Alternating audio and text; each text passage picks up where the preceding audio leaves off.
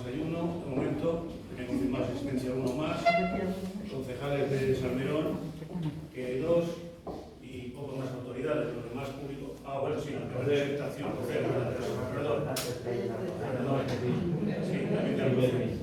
Bueno, pues al público en general, pues muchas gracias por asistir. En primer lugar, de Guadalajara todo como lo conocéis. Por daros algunos datos de su biografía, pues alguno no lo conoce todavía porque vive fuera o porque no es de aquí, etcétera, etcétera. Bueno, que es médico, que ha sido médico hasta que su jubilación, médico cirujano, es historiador, escritor, porque eso no ha terminado, y sigue, y editor, y sigue editando. Y bueno, que en el año 74 le nombraron cronista provincial de Guadalajara, y desde entonces pues no ha parado de escribir. Es académico también de la Real Academia de la Historia del año 87, profesor emérito de la Universidad de Alcalá. Alguna alumna me parece que por aquí, de la suya seguramente, alguna alumna. Bueno, y desde 1965 pues está escribiendo continuamente el Flores y Abejas, Nova Alcarria, y lleva escribiendo pues artículos todas las semanas. Lleva la friolera más o menos de los 2.400 artículos escritos. En cuanto a H, pues bueno, H lleva menos tiempo, hace poco tiempo celebraron sus 25 años, ha editado bastantes libros, en total unos 600 títulos, también es bastante de Guadalajara, de Castilla-La Mancha, algunos son reeditados como de Doña Serrano, de los Castillos, etcétera, etcétera. Y bueno, pues su obra siempre, o bien en solitario o bien en colaboración con otros, pues él estará rodando, ha pasado, bueno, este que vamos a presentar hoy, hace el número 120 de Tierra de Guadalajara. Nos llevará más de 100 igual libros propios de él. Bueno, entre los libros todos son importantes, pero sobre todo Crónica y Guía, que lleva 3 ediciones, que abarca todos los pueblos de la provincia de Guadalajara, y la última edición es en digital, y bueno, pues ahí se reflejan las costumbres, la historia, la arquitectura de cada pueblo, por pequeño que sea. Y bueno, de nuestra compañera Pilar Walde, en el año 2009 editó también como editor el libro de los agustinos de la Virgen del Puerto. En el 2015 lo de Porreño, en formato digital también lo editó. Y bueno, de Villiscusa también en el 2008 nos editó el libro de imágenes.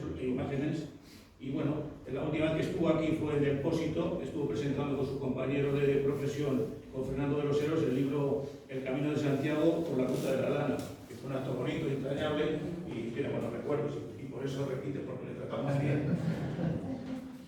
Y bueno, pues pocos más. Bueno, ahora vienen los premios ya, como estamos. Nada, es un rollo. Pues poco más decir. Y nada, que... Vamos a las cuevas. Vamos a las cuevas. Bueno, lo de las cuevas yo había comentado en la editorial hace algún tiempo con José Antonio, que si en España si eran de origen funerario, que si tenían significado, no sé cuántos, pero hace muchos años, y lo dejamos ahí. Y ahora pues me alegro de que haya tocado este tema, porque es un tema que está ahí y que he pasado por las cuevas de aquí, nunca he sabido mucho su historia ni su origen, y hoy nos va a explicar las cuevas de aquí, y las que queréis preguntar, las de Alcocer también le podéis preguntar, que también sale, etcétera, etcétera. Y sin nada más preámbulos, pues lo dejo con Antonio Pérez Casado. Pues muchas gracias. Muchas gracias, amigo Tomás. Bueno, quiero saludar en principio a todos los amigos y amigas de Salmerón que habéis venido, a la alcaldesa, que no ha sido imposible asistir, pero viene un concejal suyo y hermano, pues también a los alcaldes, tanto de Peralveche como la representación de Alcocer, los concejales de aquí, y sobre todo pues a los amigos de Pilar Ugalde, fundamental, que tanto sabe y tanto ha hecho por este pueblo desde su perspectiva de historiadora y de intelectual, y a todos nosotros.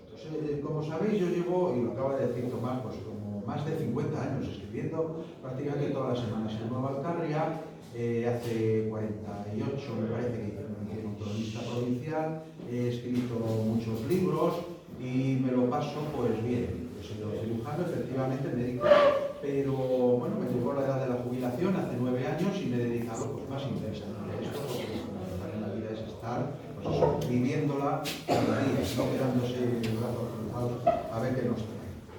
En cualquier caso, pues por ejemplo, este año he publicado 5 libros. Este es el quinto, yo creo que ya será el último. Y yo la verdad es que no tengo ninguna manera de presentar libros en ninguna parte, porque en el fondo la presentación de un libro, que ahora se hace tanto, es darle la lata a la gente, es comprometer, es hacerle que vayan, no sé, el día, para a estas horas, tengo otras cosas que hacer, etc. Pero la verdad es que pues insistió Tomás y yo encantado. Así que estoy encantado. Este libro no lo voy a presentar en ninguna otra parte. ¿Y de qué va este libro? El título, Cuevas Eremíticas de Guadalajara, pues ya nos pone un poco en aviso de lo que va. Cuevas. Y este hombre, un año que sabe y tal, se dedica a meterse en las cuevas y a contarlas, lo que hay. Bueno, pues podría parecer efectivamente un diletantismo, podría parecer una pérdida de tiempo, pues algo que no tiene la más mínima utilidad ni interés. Yo la verdad es que lo he hecho porque me lo he pasado bien, porque quería hacerlo, porque quería divertirme, porque quería sobre todo recorrer la provincia a pie, porque para ver esta cueva no vale ir en coches, hay que ir a pie y subir muchas trochas y escarbar muchos bosquecillos.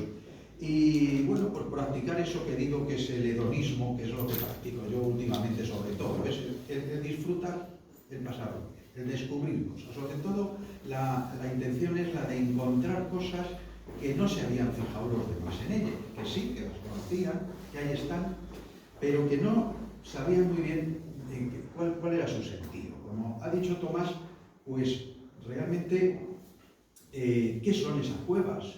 Todos vosotros habéis pasado delante de las muchas cuevas que hay en Salmerón, que dicho sea aquí, de paso es el pueblo, es el municipio que más cantidad de cuevas eremíticas tiene de toda la provincia de Guadalajara, por eso no es una casualidad que estemos hoy aquí. Pero hay otros pueblos que tienen también muchas, Ujarros, Iges, Miedes, sobre todo por la serranía de Arriba. En todo caso, ¿qué significaba? Y era difícil. La verdad es que muy poca gente se ha fijado en ello.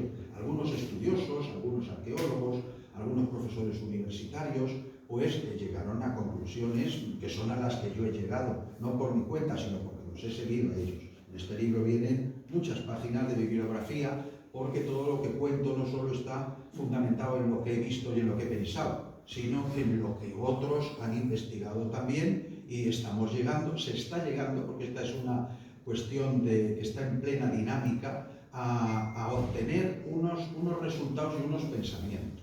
La verdad es que, así como la arqueología encuentra cosas debajo de tierra, se analizan, se meten en unos aparatos, el carbono 14, antiguamente, ahora que sí el ADN, todas estas historias, se llegan a concretar de qué época son las cosas. En las cuevas ha sido dificilísimo, porque no hay nada en ellas. Las cuevas han sido excavadas por quien fuera, probablemente por los eremitas de la época visigótica, pero luego han sido ocupadas por ellos, por otras culturas, por pastores, por vagabundos, y entonces allí dentro no ha quedado nada. Las paredes y la tierra, no hay nada que lo pueda adaptar. Fijaros, hace muy poco, este invierno pasado, se excavó, y vamos a ver una fotografía de ella, una gran cueva eremítica, un eremitorio en pareja, que está emparentado con los cativos, está relativamente cerca. Y excavándolo, porque ese sí que había estado intacto desde que había ocupado un eremita hace 10 o 12 siglos, encontraron dos piezas, una moneda y un resto de una linterna romana. Aquello ya sirvió para calificarlo y decir, esto es de época tardo-romana, alto medieval, esto puede tener 15, 16 siglos. En definitiva, muy poquitos datos que se han visto y vienen a confirmar lo que todos presuponemos. Que esto, ahí donde está, se hicieron estas cuevas hace unos 15 siglos, nada menos, y que desde entonces han utilizado para una cosa o para otra, pero ahí está.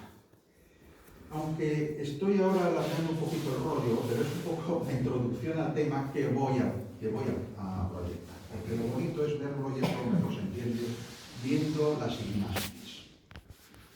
Y de este libro yo destacaría 4 aspectos, exclusivamente que los vamos a ver durante la proyección. Primero, se trata de rescatar una época, las huellas de una época remota, la Hispania visigótica.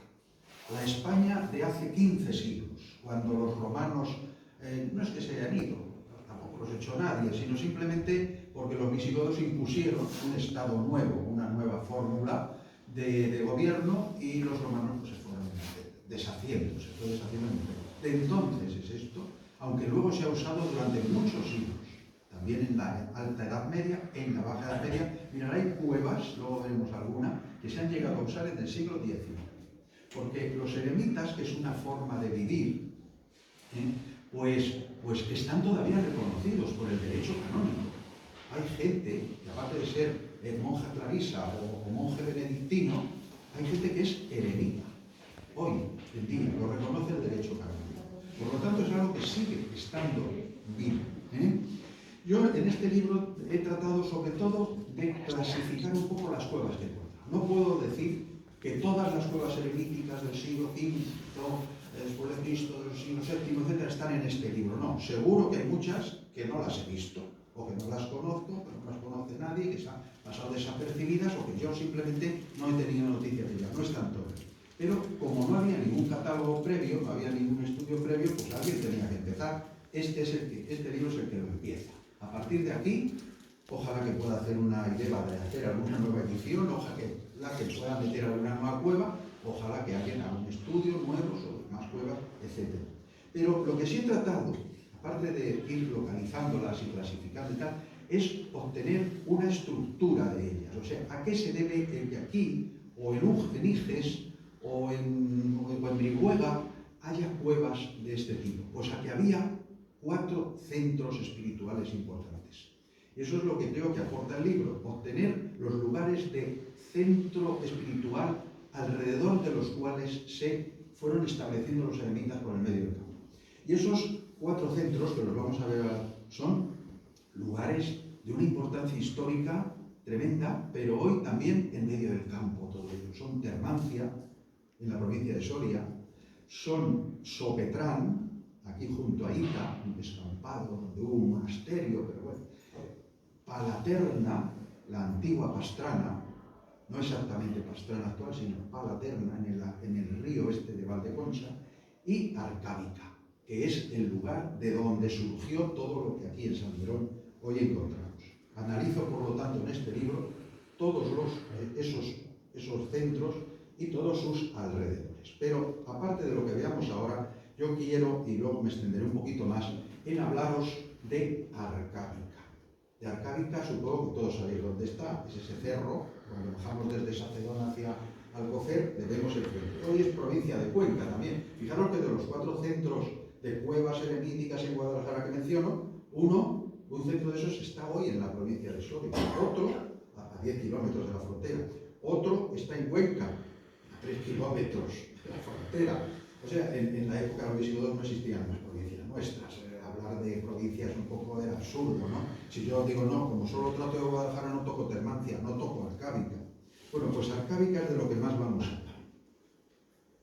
Mirad, en este plano vemos un poco la estructura de los lugares donde se han encontrado cuevas, o la mayoría de las cuevas talladas por eremitas.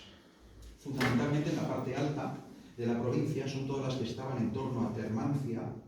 En Soria hay otras cosas importantísimas. Por ejemplo, San Baudelio de Berlanga nace, es un convento, un eremitorio mozárabe muy antiguo también, pero nace alrededor de una cueva que hicieron unos eremitas. Sobre ella se levantó luego el monasterio. En Conquezuela, es otro lugar de la provincia de Soria, muy misterioso, una cueva que estuvo ocupada por hombres primitivos, también hubo eremitas. Luego veis otro lugar en el centro de la provincia, que es Bujalaro, Jadraque, Valdearenas, Ita, Sopetrán, ese es el núcleo. Alrededor de Pastrana, Peñalver, Tendilla, ese fue otro núcleo, y luego todo el sur de la provincia en torno al Tajo y de los afluentes del Tajo, que estaban mediatizados por Arcábica. En este plano, ¿lo podéis ver? Sí, más o menos. Pero bueno, en este plano pongo, o señalo, insisto, en esos lugares de poder. Esos lugares de poder en los que de una manera o de otra hubo, porque en la época visigoda, por supuesto el poder es político, hay un rey, hay unos condes, hay unos jerarcas, hay unos potentados, y hay también el poder eclesiástico, el poder episcopal, hay muchos obispos. Y están naciendo monasterios, hay priores.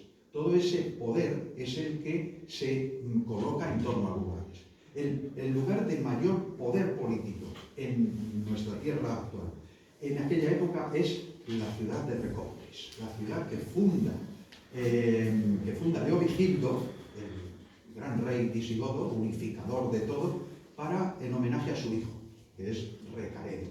Y Recaredo es el que unifica la religión, que entonces los visigodos tenían la creencia arriana, no creían en la naturaleza divina de Jesucristo, cosa que sí la pregona el catolicismo, y por lo tanto Recaredo deja el arrianismo y pasa al catolicismo. Todo eso ocurre en el Concilio de Toledo III, que se celebra a finales del siglo VI, y en torno a Toledo, a Recópolis, que se funda también al lado del Tajo y que es el otro contrapeso de la monarquía visigótica. En ese lugar de tanto poder surge que aquí, muy cerca, está Arcábica. Arcábica igual es otra estructura poblacional con muchísimos siglos de vida. Primero fue castro celtibérico, se llamaba Arcahuica. Después fue ciudad romana. Los romanos invaden España, conquistan militarmente toda la península y allí ven que es un lugar muy interesante, sobre todo estratégicamente, y colocan una ciudad, que es la ciudad de Arcábica, que vive aproximadamente otros 3 siglos. Al final del siglo, pues cuando llegan los godos, los visigodos, prácticamente la ciudad desaparece, pero sigue viviendo mucha gente en ella. O sea, ya no hay estructura, los visigodos tampoco le tienen gran interés a Arcábica, pero sin embargo allí, al acojo de aquel lugar, surge un monasterio, del que ahora hablaremos. Y ese monasterio da lugar el monasterio servitano, da lugar a que Arcábica como ciudad sea sede de obispado también. Arcábica es sede de obispado en la época visigoda. Y eso fue todo lo que ocurrió en Arcábica. De los 4 lugares de poder, os voy a poner unas fotografías. Por ejemplo, Termancia. Termancia es una gran ciudad, primero celtíbera, como Numancia, después la conquistan los romanos y sigue siendo una gran ciudad romana, y finalmente los romanos la abandonan y es ocupada por gentes diversas, pero sobre todo de la época y de la zona visigoda, y allí, en ese lugar, cavan cuevas y vive la gente también, en Termancia. Ese es uno de los lugares. Sopetrán es otro de ellos, un lugar interesantísimo. Mirad, ahí he puesto, en el libro se ve mejor, un plano donde señalo todo el cerro donde estuvieron, está totalmente ocupado por cuevas. Esas cuevas, las cuevas de Sopetrán, hoy en día, que se sabe que fueron empezadas a tallar por los celtíberos. Los romanos no las ocuparon, pero luego los visigodos hicieron ahí un monasterio subterráneo. De hecho, el nombre de Sopetrán quiere decir bajo la piedra. Y alrededor de él, y pasados los siglos, los canónigos de San Agustín lo ocuparon y hicieron ya edificios alrededor, en el río Badiel, alrededor del Badiel. Y luego vinieron ya los benedictinos, que hicieron 3 refundaciones hasta el siglo XIX, y cada desamortización vació por completo Sopetrán. Bueno, pues el origen de todo aquello, las cuevas, es un lugar mágico e increíble, es muy difícil de ver. Yo esta foto que pongo aquí es de verdadera casualidad, porque las recorrí, las visité hace unos 30 y tantos años, con don Manuel Criado de Val y con la propietaria del lugar, que es una escritora, periodista, poetisa, Julita González Barba, Yuli Sopetrán se llama, que bueno, no es que no deje, porque le he insistido en hacer el libro, tengo que verlas, es imposible, Antonio, no puedes entrar porque allí ha habido ya hundimientos y es muy peligroso y yo no quiero responsabilizarme y tal. O sea, me temo que ahí no va a entrar nadie a ver eso. En cualquier caso, es un lugar mágico e increíble. Luego está Pastrana, la antigua paterna de los visigodos, que no se sabe muy bien dónde estaba, etcétera, etcétera. Yo creo que se podría localizar hoy en este lugar, en la Cueva del Moro de Pastrana, que se llama. Yo no sé si alguno o alguna ha ido a ver eso. Casi nadie lo conoce, y sin embargo, cuando uno llega allí, cuando uno sabe dónde está, aquí pongo el plano también, y ahí señalado con unos puntitos dónde está exactamente, o sea, se llega con el coche al pie, se sube una cuesta de 50 metros y se entra en aquel lugar. Un lugar igual mágico, es un gran monasterio excavado dentro de la roca. Paterna, Cueva del Moro. Bien, en este libro hay muchísimas fotos, hay planos, se explica todo con todo detalle. Y finalmente el cuarto lugar de poder, que es Arcábica, que está junto, muy cerca de Recópolis. ¿Qué hay de aquí a Recópolis? Una legua, andando un par de horas como mucho, yendo despacio, o sea que estaba junto a él. ¿Y qué es lo que pasa en Arcábica? Bueno, pues ahora lo contaré. Primero, algunas de las cuevas que en torno a esos 4 puntos fundamentales de poder espiritual se forman. En torno a Termancia, no solo es el lugar de Termancia, que se puede visitar, hay visitas guiadas, etc., sino que en todos los pueblos de alrededor, tanto en la provincia de Soria como de Guadalajara actualmente, en todos ellos hay muchas cuevas.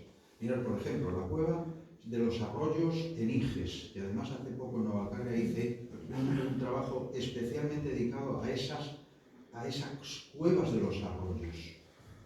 Al arroyo Pajares, es un arroyito que no lleva prácticamente nunca agua, que va a dar en el río Bornova, el cual va a dar en el Henares. Bueno, pues en ese valle los eremitas se fueron instalando y haciendo sus cuevas.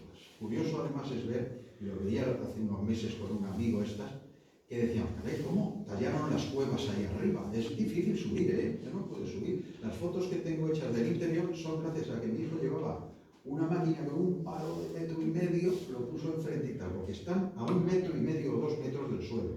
Y me decía este amigo, dice, muy fácil. Dice, tú piensas que el mundo, la Tierra, pierde 1 milímetro cada año por las arrolladas, por las lluvias, 1 milímetro cada año. En un siglo ha perdido 10 centímetros. Esto lo hicieron hace 15 siglos. O sea, se ha ido el suelo, ha bajado 1,5 metros, se lo ha llevado agua. Pero eso estaba antes al nivel del suelo. En los alrededores de Termancia está, por ejemplo, esta maravilla, el Alcolea de las Peñas, que le llaman la cueva de la cárcel, y que siempre, incluso el propio Laina Serrano, cuando escribió su libro sobre los castillos, pues insistió en que es que allí en Alcolea, cuyo nombre ya lo indica, Alcolea es el castillo, Alcalá, hay tantos Alcalás y tantos Alcoleas y tantos en España, y todos significan lo mismo, el castillo. En lo alto de una roca que está sobre el pueblo, hubo un castillo, y debajo de la roca está esto. Y todos pensaron siempre que habían sido excavadas con cárcel del castillo. Esto es una cueva de eremitas. Es más, en el mismo Alcolea de las Peñas hay otro lugar, se llama otro despoblado, en fin, hay varias, hay muchas por toda aquella zona. Pero es que estas son especialmente espectaculares, porque esta tiene además 2 pisos. O sea, con uno de esos agujeritos se bajaba a un piso subterráneo, en el cual muchos dicen, ese era el calabozo. No, es que las cuevas, perdonad que vaya metiendo unas ideas en medio de otras, pero las cuevas en realidad no eran lugares de habitación, eran lugares santos, lugares de devoción, de veneración, de colocación de muertos, o de reliquias, que se veneraban reliquias. Los eremitas realmente donde vivían era delante. Por eso muchas cuevas, cuando uno va a ellas, y aquí en Salmerón se ve, tienen tallas de mechinales delante, porque era lo que clavaban, vigas, para luego hacer un edificio delante. Claro, ese edificio no queda nada. Y el interior, nosotros a lo mejor hacía mucho frío, que se meterían y eremita, como los caracoles, pero en cualquier caso, el interior era un lugar exclusivamente de devoción. En torno a Sopetrán, que son muy interesantes esas cuevas, pero hay otras magníficas, que son las cuevas de los palacios de la Tala, en un cerro testigo entre Ita y Valdearenas. Mirad, aquí con unas imágenes muy interesantes, es muy difícil de subir a ellas, igual porque con los siglos se ha ido desmoronando todo el alrededor, y si entonces, en la época de los visigodos, se podía acceder, hoy hay que jugársela. He puesto las fotos que me ha prestado un amigo, y otro se comprometió a hacerme unas desde una ala delta. ¿Cómo mejor se van a ver? Pero no me las ha hecho. No sé si se habrá estrellado. Este, por ejemplo, es la imagen, una de las imágenes de la Cueva del Moro en Pastrana o la antigua Paterna. El gigantesco complejo litúrgico. Ahí se ven en los mapas, en los planos, que hay una iglesia. una iglesia con 6 metros de altura. Si las cuevas en general no tienen más de 2 metros, 1,60, en fin, la altura propia de la gente, que entonces sabemos que eran más bajitos, pues eran habitacionales exclusivamente. Aquí en Pastrana hay verdaderas cúpulas, como un lugar muy solemne, muy representativo. Y finalmente, el cuarto lugar es Arcábica, que os he mencionado. Aquí os pongo tanto la vista aérea, sacada de Google, yo no tengo drones ni historias de esa, pero se puede hacer con un dron muy bien, esto está sacado de Google, y el plano que se hicieron unos arqueólogos en unas excavaciones que se hicieron hace unos 40 o 50 años. La Universidad de Murcia hizo unas excavaciones muy meritorias, sacaron todos los detalles de lo que allí había, y ya luego nadie se ha preocupado de aquello, y ahora están prácticamente perdidas otra vez las ruinas de lo que es no Arcábica, ciudad romana, Arcábica, sino el monasterio de Servitano. ¿Y el monasterio servitano qué es? Pues es un lugar que se construyó sobre el siglo VII, octavo, pero en el séptimo ya estaba hecho, muy cerca de Arcábica, ciudad, como a, pues no sé, 800 metros, 700 metros, está cerca, está muy fácil de llegar. Hay muy cerca un pozo, está muy cerquita de un arroyo que baja al Guadiela, y en el que esta primavera pasada, dándome vueltas por allí, vi una enorme rueda de molino, una piedra de molino. En fin, en ese lugar estuvo el monasterio que creó Donato el Africano. Donato el Africano es un monje un individuo, no tenía órdenes ni nada, un individuo que viene junto con otros 50 compañeros más o menos del norte de África, de la zona de Argelia, de la Berbería, donde entonces no estaban ni los bereberes. Bueno, los bereberes es un pueblo que sí estaba, ¿no? Pero que no estaban no eran ni moros ni historias, no, estaban los vándalos. O sea, otro grupo de visigodos o de gocos o de bárbaros que se habían ido al norte de África. Que en principio, pues sabéis que San Agustín, que es el originario introductor y creador de toda la espiritualidad cristiana, es de Hipona, es de un pueblo del norte de África. Bueno, pues San Agustín creó sus redes y gente que le admiraba sus escritos, sus doctrinas, y cuando los vándalos apretaron un poco y persiguieron a esta gente, se vinieron a España. Donato viene, parece ser que a las costas del Mediterráneo, claro, y se introduce, y alguien le habla y llega aquí, llega a la ciudad de Arcábica ya destruida y abandonada, y Arcábica llena de gente de paso, y ahí funda su monasterio, el monasterio de los siervos de Dios, el monasterio servitano, el monasterio servitano. Y Donato allí crea esa comunidad. Lo más probable es que en principio no tuvieran ni siquiera edificio, y luego, al morir, se le crea para él una cueva que hoy, quien vaya a ver Arcábica, verá que donde aparcan los coches, justo delante, hay una gran cueva. Hay, por supuesto, muchos enterramientos también antropomorfos cavados en la roca, pero sobre todo hay una cueva doble, además en la cual al final hay como una especie de nicho, y es en ese nicho donde siempre la tradición dijo, porque aquí no queda ningún resto de nada, claro, que depositaron a San Donato. Bueno, santo es una forma de denominar, ya sabéis que la Iglesia Católica crea santos después de un proceso a personas muy complicado, pero eso es relativamente moderno. No sé si es del siglo XVIII o del XVI, cuando se hicieron a Santa Teresa, San Ignacio, todo esto, ¿no? Pero antes de esa época, en la Edad Media, la gente llamaba santo a alguien que había tenido pues, un gran predicamento entre todos los demás. Donato el Africano, que venía de África, San Donato el Africano, está allí, fundó el monasterio servitano, pero es que al mismo tiempo de ese monasterio servitano, que fueron ya pasando y creándose los prioratos, o sea, hubo en total 7 priores de ese monasterio. El siguiente fue, no me acuerdo, San Prudencio, pudo ser, ¿no? Bueno, por ahí viene. El siguiente de los priores del servitano, el que hereda a San Donato, es un hombre que entra totalmente en la plana mayor de la iglesia visigoda, y junto con San Leandro y San Isidoro de Sevilla, todos ellos fuerzan a que España cambie, la monarquía visigoda cambie del arrianismo al catolicismo. Y en el concilio Toledo número 3, porque la iglesia visigótica se regía por concilios que se hacían periódicamente, o asambleas o como se le quiera llamar. Y todas ellas emanaban leyes, emanaban formas. Todo esto sí está muy bien conservado. Hoy en día la historia de los concilios visigóticos pues está muy bien conservada e incluso tienen entre los documentos que quedan todos los nombres. Bien, pues el abad del monasterio de Servidei es uno de los que apoyan al rey Recaredo, a San Leandro, y crean esa nueva forma de vivir el catolicismo en España.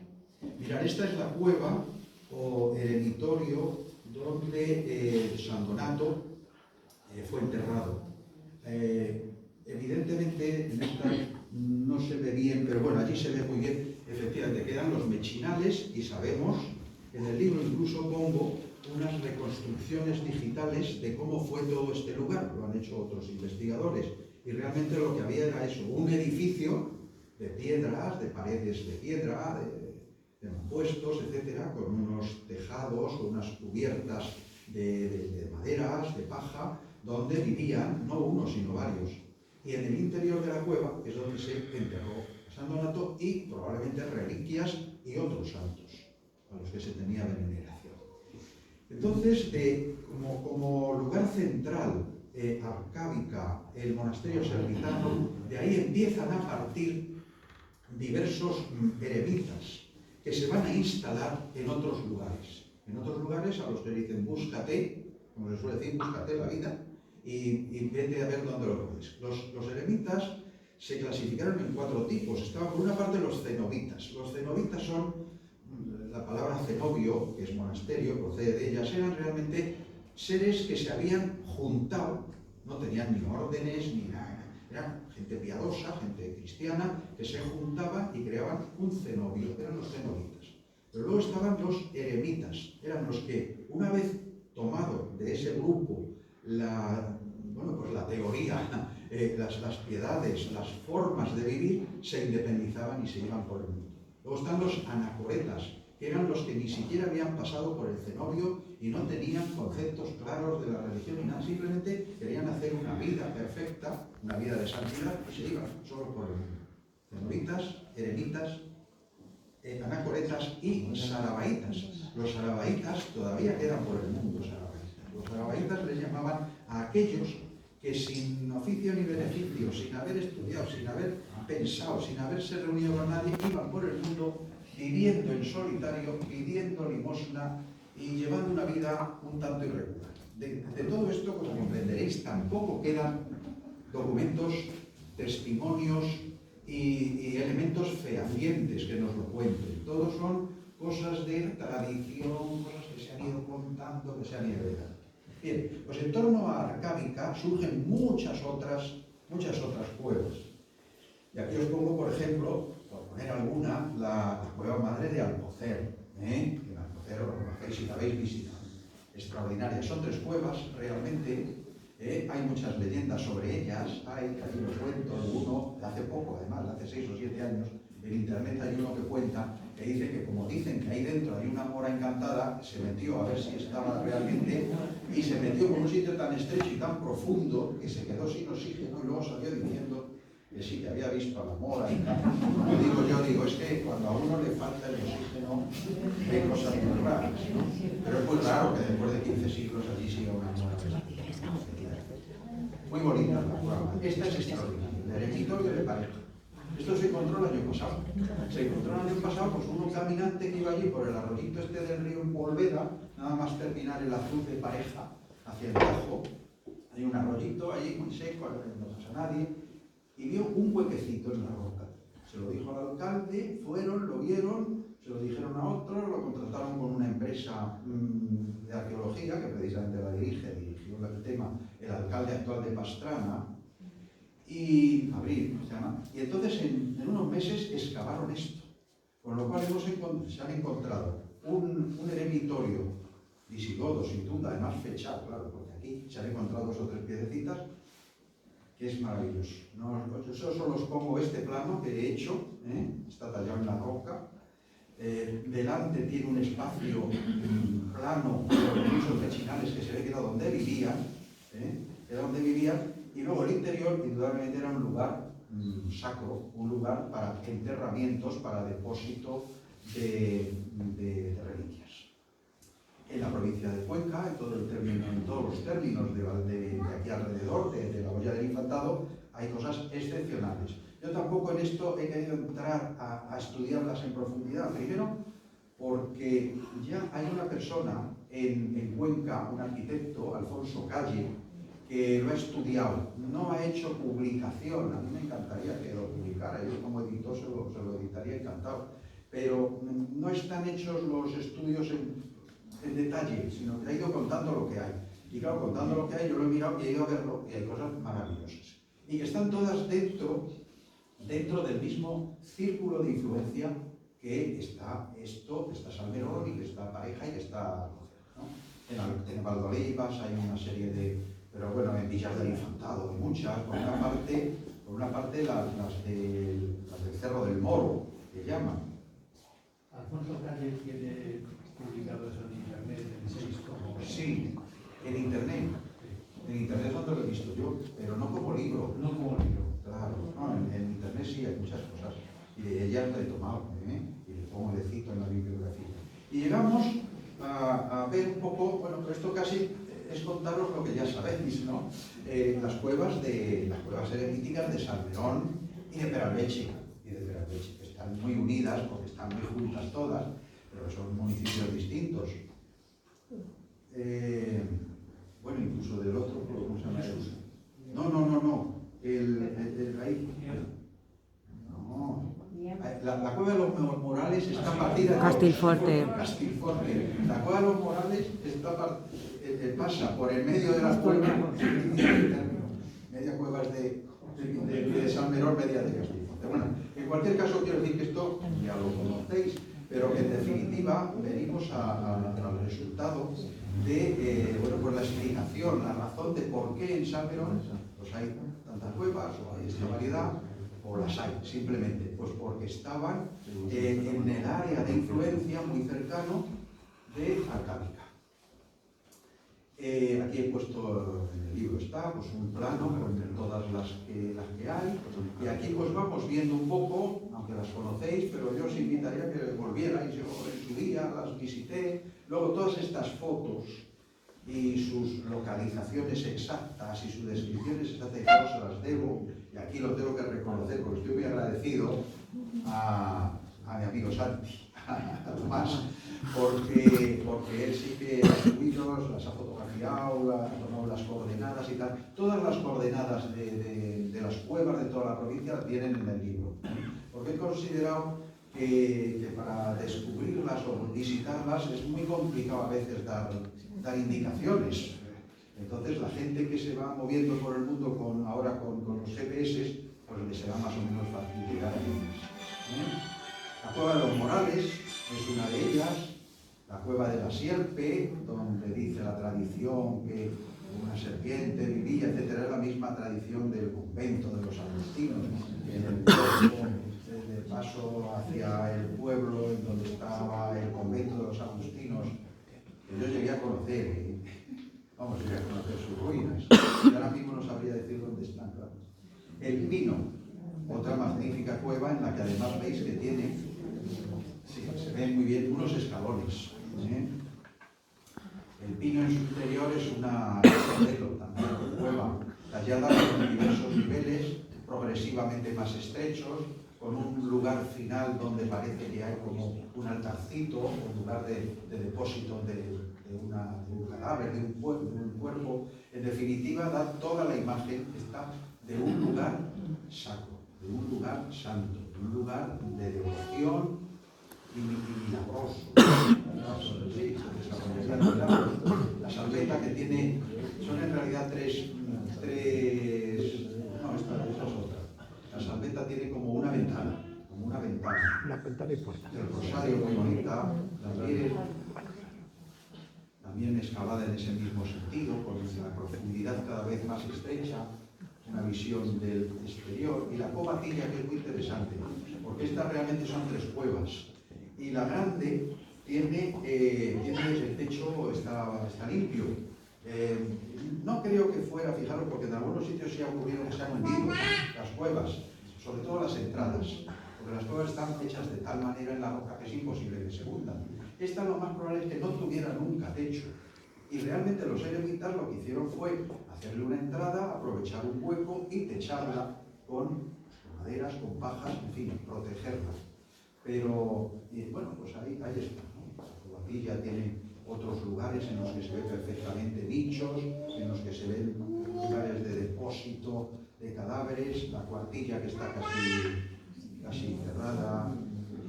Pongo unos planos. Los planos yo también reconozco que son rudimentarios. He hablado con algún amigo que se dedica al estudio de cuevas, sobre todo de cuevas espeleológicas. Hay un grupo en Guadalajara que se dedica, el grupo Abismo, de espeleología, que también se ha dedicado a estudiar cuevas, pero sobre todo cuevas naturales en general, ¿no? También artificiales. Y ellos, claro, hacen unos planos muy detallados, con mediciones, con alturas y tal. Bueno, pues yo confieso que no lo he hecho, entre otras, primero porque no sé hacerlo, y segundo porque tampoco me interesaba excesivamente ese tema, sino el de localizar los lugares y el de indicar dónde y por qué han llegado estas cosas hasta nuestros días. Un tema interesantísimo y especialísimo en toda la provincia son las cuevas de San Román, las cuevas del Santo, y en término de Peralveche. Aunque, como digo, se han tenido siempre los de San Merón por suya, porque realmente se sube desde Valmedina hacia arriba, pero también se llega muy bien desde las casas de San Román. Fijaros que el nombre de San Román, como el nombre de San Macario, que también da lugar a otras cuevas, como San Pablo, también hay otras cuevas. Todos estos nombres realmente son de ermitaños clásicos, de ermitaños muy antiguos, de ermitaños de la época posbíblica, prácticamente, a los cuales se les tuvo mucha devoción, y le tenían mucha devoción los eremitas. Por eso se le ponen estos nombres, en concreto al de San Román, en homenaje a un San Román que fue eremita en la Tebaida egipcia, ¿no? Entonces esta es una cueva muy especial, porque es una cueva que todos la conocéis, no voy a entrar en detalles, pero que están excavadas en el seno de una altísima roca. Y por lo tanto, para llegar a ellas o hay que trepar, en un lugar parece que se inició la talla de una escalera, como hay que descolgarse. Realmente no es un lugar para vivir, no es el eremita tendría que organizárselas muy complicadamente para todos los días salir a comprar. Entonces, son lugares indudablemente de... ¿No les llevaba un cuervo el pan en el pico? También a todos. Pero en cualquier caso son lugares de enterramiento, son lugares de necrópolis. Estas, como la mayoría de ellas. Y estas que son muy interesantes, aquí pongo, están estudiadas por Castellanos de Losada y por un periodista del siglo XIX. Por aquí se describe, si no es el momento de leerlo, con todo detalle un poco era, ¿no? Y incluso hay hasta un dibujo en la ilustración hispanoamericana, iberoamericana, algo así, en una revista madrileña del siglo XIX, de 1853, pues alguien que subió luego hizo ese dibujo porque le maravilló. Fijaros que además de los agujeros o excavaciones circulares de casi 1 metro de profundidad, ¿sí? Aquí está, pues en una hay 1 y en la otra hay, me parece que 5. Entonces ahí lo que depositarían serían restos. Las leyendas dicen no, que esto estuvo ocupado por un moro y que ahí lo que guardaban eran unos tesoros. Los moros no se refugiaron nunca, los cristianos se echaban fuera. Y luego también veis como allí en aquella pared del fondo a la izquierda hay como unos nichos, que mucha gente, y es más, luego se han utilizado como albergues de palomas. De hecho, el nombre que los especialistas en cuevas le dan es columbarios. Los columbarios son muy propios de las cuevas eremíticas, son agujeros tallados en la pared que luego han sido utilizados por las palomas para comer huevos, pero que primitivamente se utilizaron como depósitos de reliquias, que son relicarios. Y la covacha de San Bartolomé, que estuvo en término de Villascusa o en Peralveche, y que es también muy interesante, es un eremitorio tallado natural por una parte, por otra tallado y por otra recreado por delante con un gran muro, y bueno, pues que estaba hundido ese muro delantero a la roca que hay detrás, y que en él se ven, pues aparte de eso, unos nichos, unos apoyos como altares o como más bien depósitos de cadáveres, y además unas tallas que no tienen por qué ser muy antiguas. Estas tallas de IHSM, Jesucristo, María, y esas cruces, pues a lo mejor son del siglo XVI, yo no diría que fueran más antiguos. En todo caso, también diréis, ¿y no quedan en las cuevas ningún signo, algo escrito? Sí, hay palabras escritas. Por ejemplo, en la cueva de San Donato, ahí en Arcádica, hay unas letras muy grandes que se ponen FA, F-A-H. Y ha habido gente que ha elucubrado qué significa eso. Entonces, a lo mejor estas son las iniciales de alguien que ha ido por allí. También pudiera ser. Pero vamos, la estructura es muy antigua. Antoñito, Entonces no hay nada pintado, no hay nada. Hay muchas cruces talladas. Eso sí, el símbolo de que el lugar es cristiano, de que el lugar es de devoción, etcétera, ha quedado mostrado en la talla de cruces. Y además unas cruces muy especiales que se han usado a lo largo de los siglos, pero que se usaron primitivamente en la época visigoda, que son las cruces de Calvario, que se llaman. Es como un triángulo del que luego surge la cruz. Y esas cruces a veces muy adornadas. Cuando he puesto lo de Arcádica, me parece que he puesto una de ellas. Y bueno, me he entretenido 3/4 de hora, que es lo máximo que la prudencia dice que debe estar un conferenciante dando sus normas. Por supuesto, estoy abierto a todo lo que queráis preguntarme, si lo sé os lo contesto, y a todo lo que me queráis informar.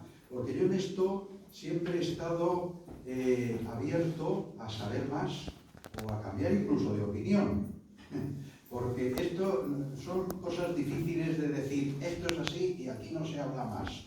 No, esto es algo que hay y que había que pues, recogerlas, apuntarlas, fotografiarlas, medirlas un poco y reunirlas en un libro. Y además disfrutando al mismo tiempo. Y eso es lo que he hecho. No tiene el tema mayor mérito. He traído unos cuantos libros por si alguien quiere comprarlo. También les anuncio que con cada libro regalaré otro. Tendrás descuento. Y además del descuento, porque el libro vale 18 y yo lo dejo por 15.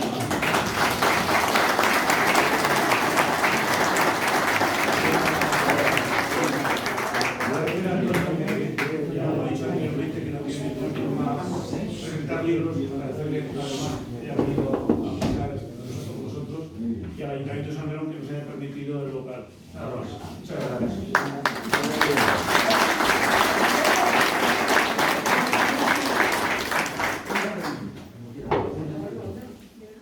Voy a preguntar, ¿por qué pones Arcádica? Estamos acostumbrados a leer Arcádica. Sí. Pues porque ya he dicho que primero se llamó Arcáuica, con una U, pero que se podía pronunciar Arcáuica. Después los romanos le llamaron Ercádica, y como quedan documentos, ahora se llama Ercádica. Pero es que en la época de los visigodos es muchas veces nombrado como Arcádica. Por ejemplo, es sede de obispado. En la provincia actual de Cuenca hubo en la época visigoda 2 o 3 obispados, que fueron Segóbriga, que fueron de Arcádica, y el otro, Segóbriga, ahí donde Valerio. Entonces, esos 3 obispados, entonces el obispo de Arcádica aparece en los documentos. Por eso se le llama. Hubo 7 obispos. Y de hecho, por ahí, no sé si por Alcocer o por Villar, hay un cerro al que le llaman el Cerro de los 7 Obispos. Sí, no lo resisto. En Villar del Infantado hay unas cuevas muy interesantes y no las citas, no las... Sí. En Villar hay 2 tipos de cuevas. En Villar hay 2 tipos de cuevas. Bueno, aquí he puesto unas pocas. En Villar hay 2 tipos de cuevas. La que está en el cerro de Emaús es castillo, fue un castillo arriba, pero a media ladera están las cuevas, que la llaman la cueva del Morro, también, es una tradición en muchísimos sitios. Todo piensa en toda la antigua piedra de los moros, bueno, pues no, era de los visigodos, fundamentalmente. Y esas son muy interesantes, han hecho una escalera, ¿no la conoces? En Villar. Conozco la del montículo ese de Emaús. Sí, pues eso, han hecho una escalera, pero a la entrada del pueblo, dentro de Alcocer, a la entrada hay un montón de cuevas que hoy están utilizadas como depósito de vinos. Pero esas fueron también cuevas visigodas, también las menciono. Y están además muy bien cuidadas. ¿Es de Alcocer? Como nació en Alcocer y añadir un poco más a la cueva madre o a la cueva de la Mora, como le llamamos nosotros aquí, quiero contar que esa cueva tenía un pasadito hacia abajo, que cuentan mis abuelos y todo cuentan, que daba a donde estaba el convento de Santa Clara, que estuvo, hoy se llamaba, que antiguamente se llamaba San Miguel del Monte. Pues ahí sigue habiendo una cueva que ya la ha cubierto el pantano, la ha cegado, pero parece ser y cuentan que soltaron una gallina o un cordero y apareció desde la cueva madre hasta la cueva esa de allí. Aparecen aquí. De hecho, en Unjados, que hay una cueva, que también existe esa tradición, que metieron una gallina y apareció. Las gallinas son. Y por decirle algo, Alfonso Calle, en el libro este que era San Sebastián, y no sé qué, que estuvieron hasta Orense, que fue obispo de Arcálica y obispo de Orense. Cuando hubo la invasión musulmana, tuvieron que subirse hacia Orense, ¿no? Efectivamente. Y cuentan el último obispo que hubo en el último de los obispos de Arcálica, eso lo menciono al principio, viene un estudio amplio de todo esto. Los nombres son los que yo no me acuerdo, pero no son nombres germánicos rarísimos. El último de los obispos de Arcálica fue el que sufrió la invasión de los árabes. Los árabes se sabe que lo quemaron. O sea, las excavaciones que se hicieron hace 40 años encontraron niveles de fuego. Incluso encontraron todavía alimentación, había almendras y había nueces y tal. Lo quemaron. Y entonces ese obispo se fue al norte. Creo que Asturias. Una zona de Asturias, de León. Sí, había un rey ahí. Alfonso III, me parece que fue. No me acuerdo. Sí, creo que sí. Alfonso III. Y ese le nombró obispo de Orense. Sí. Bueno, espero que os hayáis entretenido y hayáis visto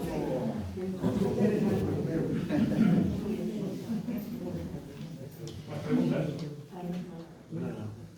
No le quiero hacer la gacha. Eso, a remover la gacha.